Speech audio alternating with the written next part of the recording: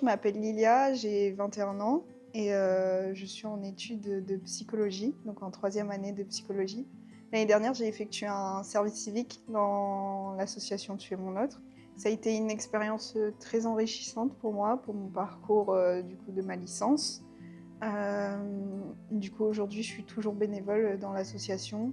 J'aide, j'anime, on apporte ce qu'on a. Parce que moi-même, j'ai une histoire pas très facile. J'ai vécu des choses qui sont pas non plus simples. Parce que tout le monde peut vivre ça. Mm. Donc, quand j'étais au collège, j'ai été victime d'harcèlement, mais plutôt banalisé. C'est-à-dire que c'était des petites critiques, mais très souvent, tous les jours. Au lycée, ça a augmenté. C'est pas simple parce que quand on grandit, on a du mal avec son corps, on a du mal à avoir confiance en nous. Mais j'en ai pas vraiment parlé, mais j'ai réussi un peu à me battre toute seule. Et aujourd'hui, je fais un peu de photos, je suis 2e dauphine d'une élection de Miss. J'ai un peu pris ma revanche.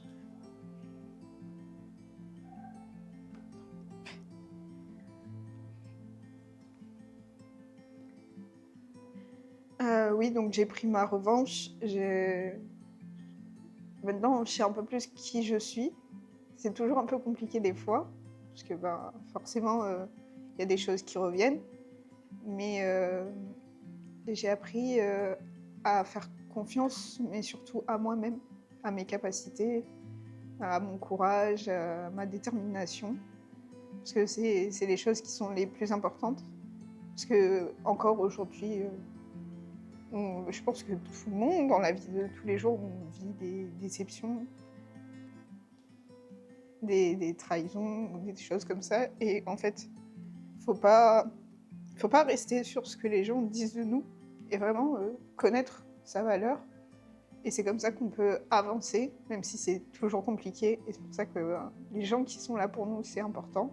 Moi, j'ai ma maman qui est là pour moi. J'ai ma petite sœur qui est plus ma meilleure amie que ma petite sœur finalement. Et ces personnes-là, elles sont toujours là pour moi. Parce que les amis, ça reste pas forcément.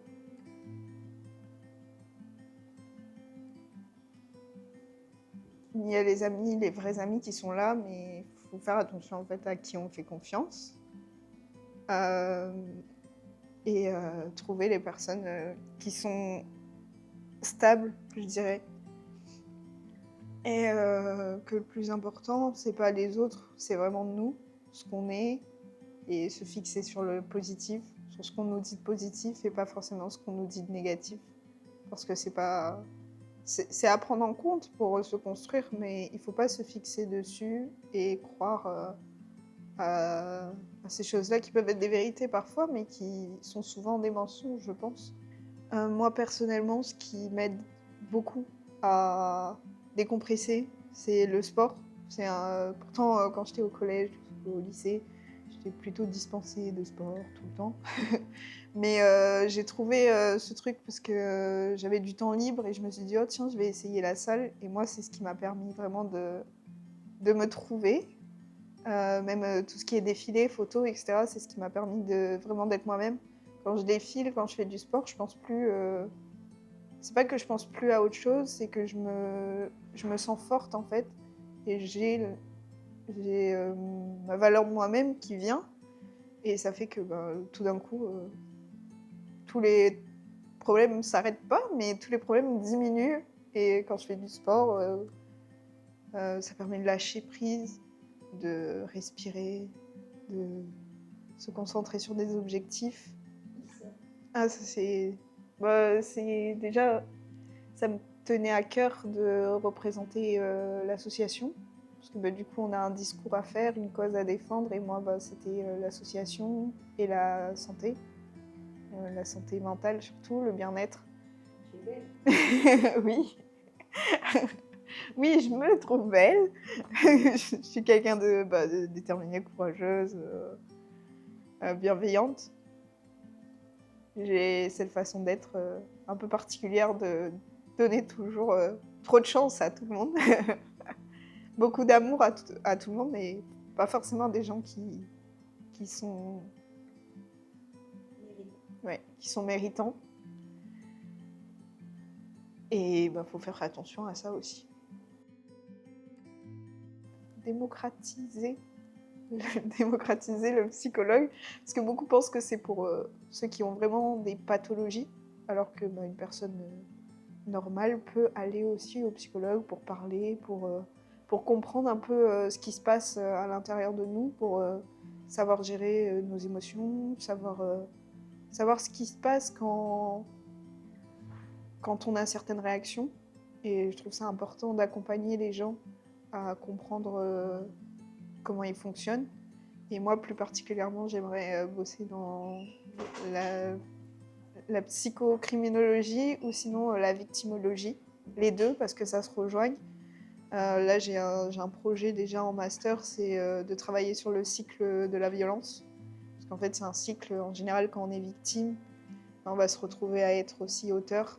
Et je trouve ça très important à bosser scientifiquement dessus. C'est important de ne pas se fixer sur les critiques des autres, des gens qui sont pas bienveillants, d'écouter ceux qui sont là pour nous, ceux qui apportent du bien, de la bienveillance, croire en soi, c'est vraiment super important. Euh, euh, et de parler. C'est important de parler, même si c'est compliqué, que ce soit à ses amis ou même à sa famille, ou si on n'y arrive pas, bah, y a les numéros aussi, les associations. Et oui, c'est le plus important, c'est d'en parler. Si on n'arrive pas à gérer ça seul, c'est très important d'en parler. L'association Tu es mon être, elle apporte beaucoup de bien à sa façon. Le fait d'avoir des intervenants extérieurs, on voit que ça aide les jeunes dans les hôpitaux.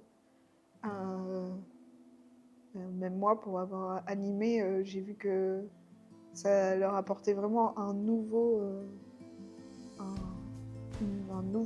truc en fait qu'ils n'ont pas forcément. Oui, le psychologue c'est important, oui, le psychiatre, les médecins, etc. Mais ce côté animation avec des actions sur le bien-être un peu déguisées, ça les permet vraiment de lâcher prise et de plus penser à ah mince, faut pas que je dise ça, c'est des infirmiers, c'est des médecins. Et ça les aide en fait à lâcher prise et à pas penser au médical.